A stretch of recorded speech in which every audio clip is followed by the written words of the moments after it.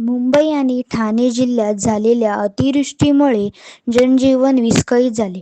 या पार्श्वभूमीवर आज शहरातील निरनिराळ्या भागात भेट देऊन पाहणी केली.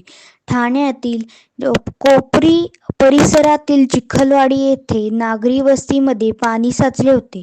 या ठिकाणी भेट देऊन तिथे तातडीने संरक्षण पंप लावून पाण्याचा निचरा करण्याचे निर्देशन दिले. विक्रोळी येथे काही दिवसांपूर्वी दरड कोसळून दुर्घटना घडली होती.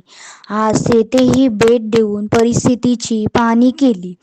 कुर्ला येथे क्रांतीनगर, हनुमाननगर येथे मिठी नदीने धोक्याची पातळी ओलांडली होती.